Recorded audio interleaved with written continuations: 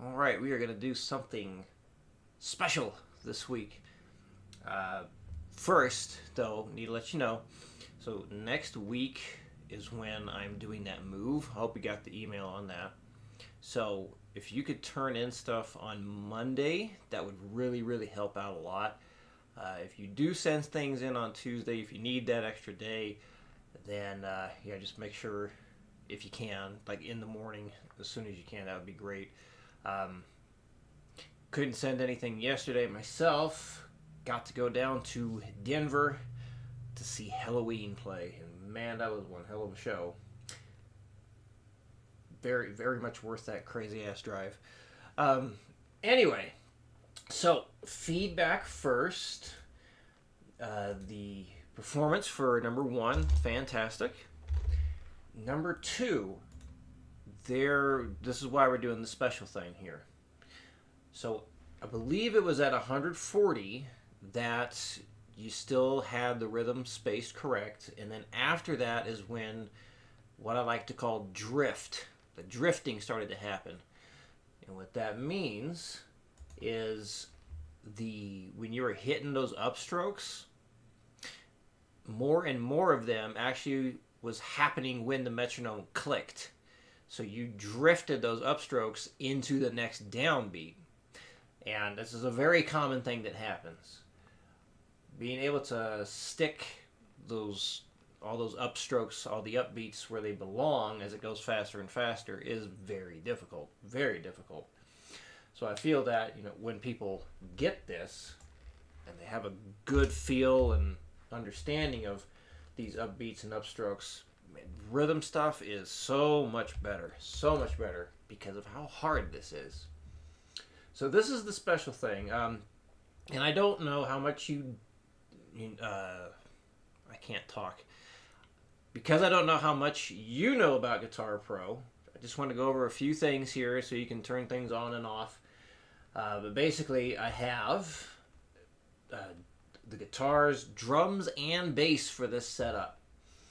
So right now, if you got this panel turned on, you'll be able to see everything down here. So eventually, what I'd like you to try doing is turning more and more things off. So just to get used to this, we're basically doing like a little etude type thing. An etude being like a little piece of music that focuses on a specific technique or like musical idea. And our musical idea is basically number two from last time. So we got some different chord progressions happening, and it's going to sound very disco because of the drum beat and the bass line, but I feel doing it that way makes it much easier to lock on to the rhythm, to really hear it. So with the drums, and you can, when you start playing stuff to clear things out, like down here, if you just, I like to basically click on this part right here, and then that changes it to the single track. And if for some reason like the bass or the drum shows up, just make sure you click on the guitar track, and then that'll make it look the way we want. So, but just to explain what's going on here. So with the drums, what's happening is you got the two kick drums at the start, and then it alternates between snare, kick, and snare. So that's doing the that's doing the 1 and 2, 3, 4, 1 and 2, 3, 4. What the hi-hat is doing is every downbeat we have a closed hi-hat sound, and every upbeat is the open hi-hat sound. So we're going to really be focusing on that open hi-hat, and I feel like that open hi-hat really emphasizes that upbeat focus we want. So hopefully that allows you to hear things more accurately.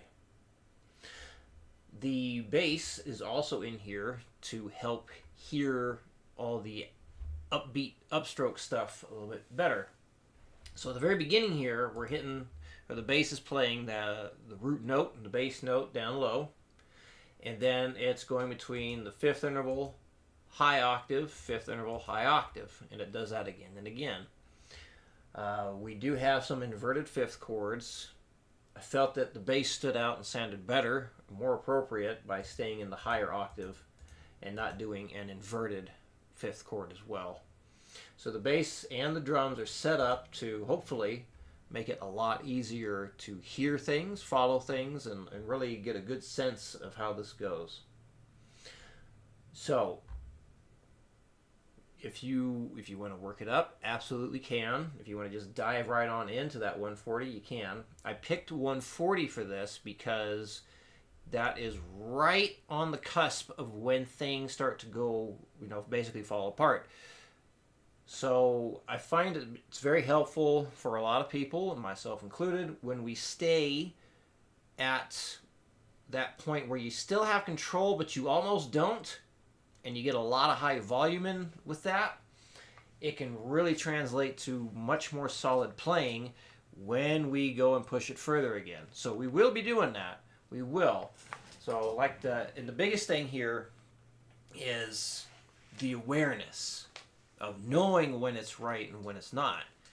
So for example, let's say 140, you hit it, and then you went on to the next thing. I think you're going up in tens for the video, which is fine. If you had caught the drifting thing on that 150, and then you just went back to 140 and said, that's the best I can do with this, we would have been A-okay. Would have been perfectly fine right there. So even though it's not crazy fast, that's all right. We want that control, though, right? Because when you have that control, that demonstrates to me you have the awareness to take things further when you're ready.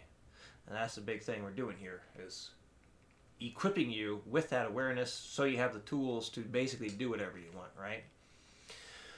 So that's my hope working on this etude, is you get more awareness of how this thing is supposed to be spaced out, so this way you can have that awareness when we take out the drums and the bass and all that stuff and just go right to the click again. So anyway, I'm going to be following along with Guitar Pro here because there's just too much to have it all on one screen and just do the metronome. So these are the things to try, and actually I'm going to demonstrate all three here, or all the ways I'm thinking of. So I'm going to just go right back to this. Whoops, turn that off. Okay. But yeah, I got sidetracked there in my own head. Working things up. So if you want to work anything up, you could go real simple here. You could just do a couple bars and then the next chord. You could do the entire line and then the next chord. If you decide to work things up like the 60, 65, 70 until you get to that 140, definitely end with that downstroke in the next bar. We don't want to end with that upstroke because that leaves too much room for error, I feel. And again, it's just if you feel like you do better, if you feel like you're going to do better working it up like that, then definitely do so. And again, you can do real small. Just that little bit right there would be perfectly fine. The other thing you can do is use Guitar Pro's percentage feature and just set it at 50%. Play through the whole thing at 50%. Once you nail that, then do it at the 60%, and so on. When you have something like this, like the entire thing, I never recommend working that whole thing up in fives, because good God, is that a lot. And the room for error is very, very high. So the whole going up in fives thing is for small pieces, not huge pieces. If we have a huge piece, we break that down into the small chunks and work those up individually. And then when you piece the whole thing together, then we can do the percentage thing there. It's 50, 60, 70% speed and so on. Anyway, so I'm going to play along with it as is, with the guitar, the bass, and everything. One other recommendation I just thought of is learn what each progression is. Once you know what each progression is, that can help out a lot. So each thing will be done twice before moving on to the next progression. So there's the second one. And then this third progression is actually the same as the first. Thought that sounded pretty good like that.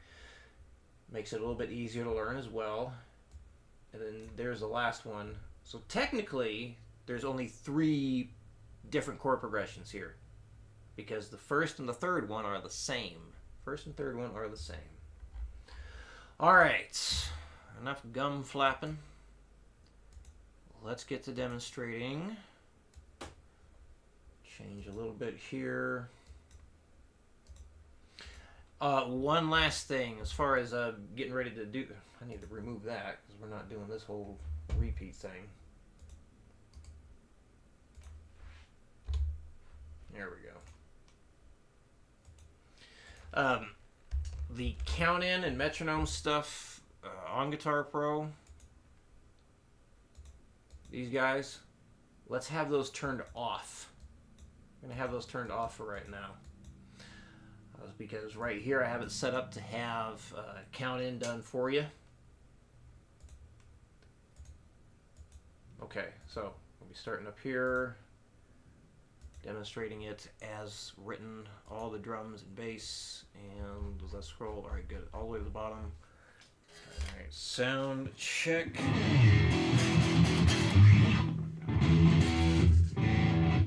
second.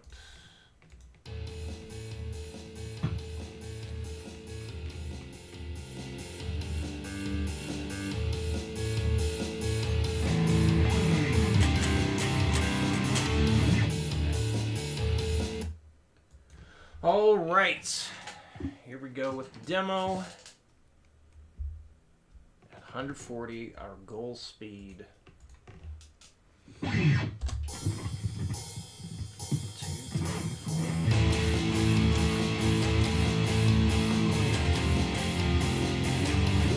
I don't think it's loud enough. Sorry.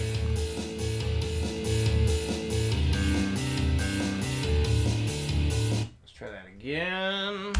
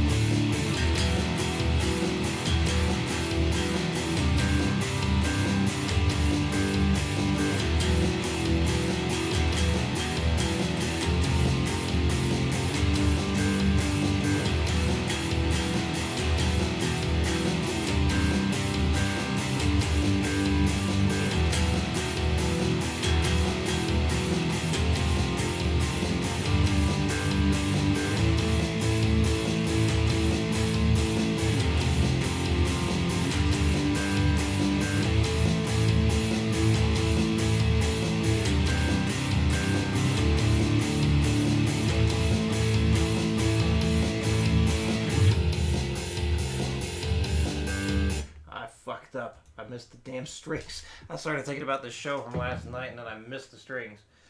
Well, I gotta start over because I made a mistake. Alright. Focus. Focus. 2, 3, 4.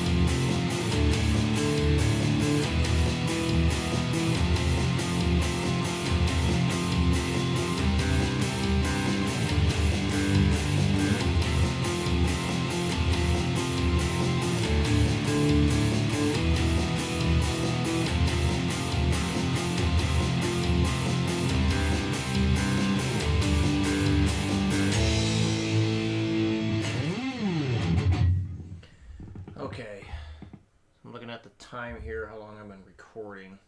So this is going to be my suggestion. Once you're feeling pretty good with how things are going there, the next thing to try is muting the guitar and play along with that. Just the drums and the bass, no MIDI guitar. Once you're feeling comfortable with that, then you're going to mute the bass.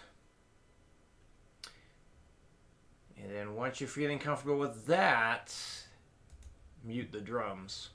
Then you're going to have to turn on the metronome click here. So, again, because of the time here, yeah, I'm just going to jump straight into the metronome thing. So once you're ready to really test yourself there, just turn on the metronome here.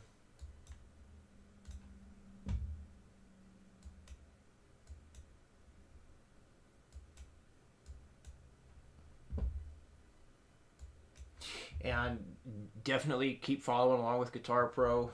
It's a decent chunk of chords here. So following it, to help you keep focus, definitely do so. And then, like for the video, just doing it like this, having just following Guitar Pro and just having the click going, that's totally fine. Totally fine. Good idea. And whenever you have it at the 140, send her on in. No need to wait until next week. And if you're having a struggle with it, let me know. If 140 feels like too much, just focus on like maybe 120. Also focus on just getting one piece down at a time. So like, you can start at the end, make sure you get that nailed, and then add in the next piece. So just add a little bit at a time too. Break it down as much as you need to help yourself out. Alright, so final step with just the click going. Here we go.